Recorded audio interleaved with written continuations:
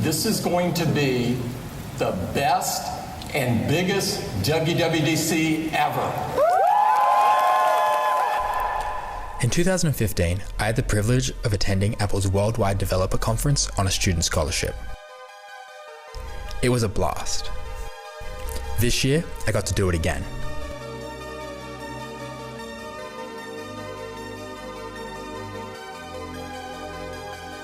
Following some hiccups with United cancelling my direct Sydney to SFO flight, I boarded a plane to Los Angeles before changing to SFO and finally catching a bus to San Jose, where the conference would actually be held.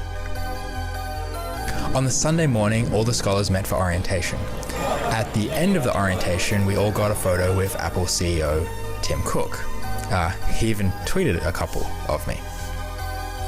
On Monday morning, we got to skip the queue for the keynote and instead were given reserved seating, albeit not as good as my 2015 seats. On Tuesday morning, we had surprise guest Michelle Obama.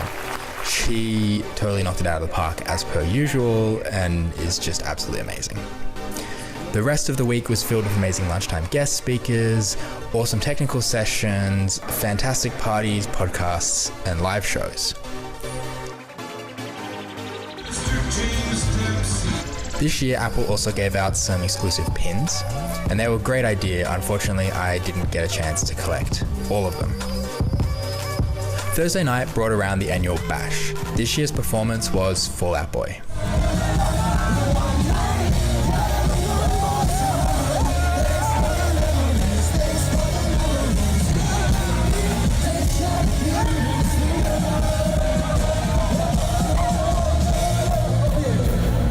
Judging from the crowds and talking to people, this was definitely the best bash in years, if not ever. Friday came around and thus it was the last session. We got applauded like it was an iPhone launch or something.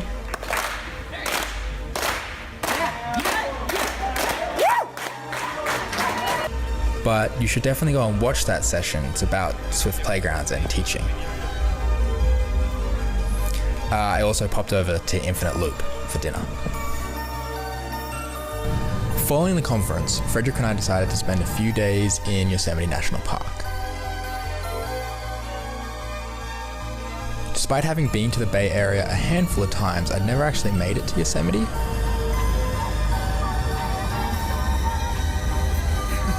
It was about a 4-hour drive and the weather was absolutely gorgeous.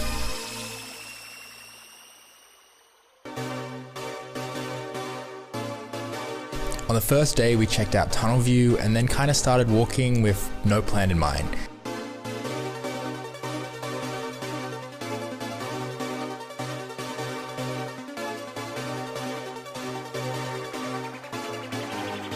We did an impromptu hour-and-a-half-ish hike to get an even better view of the valley.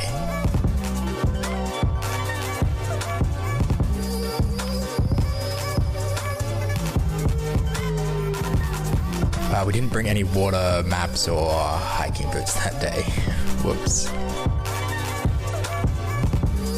But it did give us a better view of the magnificent Yosemite Valley. To save on costs, Frederick hired us an adorable smart car from Apple, which looked so hilariously out of place amongst all the trucks and SUVs Americans love to drive, especially in a national park. The mini hike inspired us to decide to climb to the summit of El Capitan. So we did.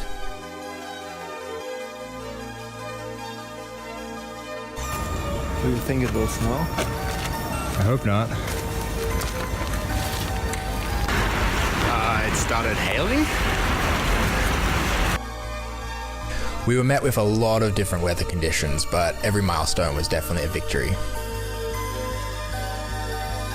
It's the middle of summer and there's actual snow. The hardest part of the hike wasn't the distance, but rather all the complicated river and waterfall crossings. Some were a little sketchy to say the least. Finally, the sun has come out. And we're almost at 9 kilometers. I'll be going for 3 hours, not including stoppages.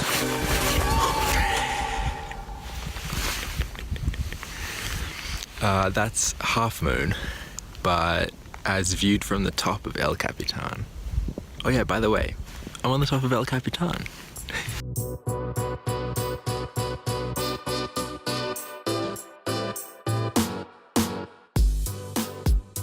And finally we made it to the top, where it was freezing, so we quickly began our descent.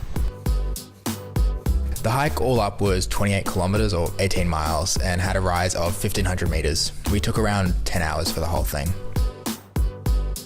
On the way down, we decided to stop off at Yosemite Falls, the huge waterfall, and have a look over the edge.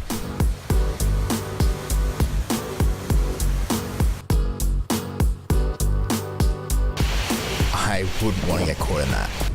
So I had some sketchy stairs on the side of a cliff, which probably would have been easier had we not already walked 25 kilometers at this point. Slowly walking down. Ooh. Slowly. Oh look, there's Half Dome.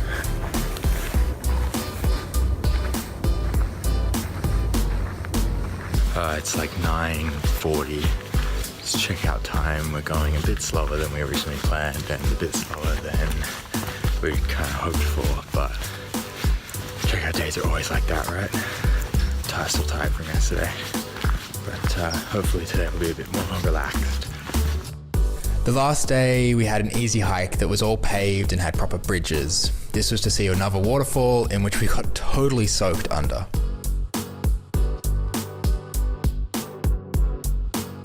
Just finished the hike and now it's time to go home. It's currently 3 o'clock and now it's to hope there's not too bad of traffic heading all the way back to the coast.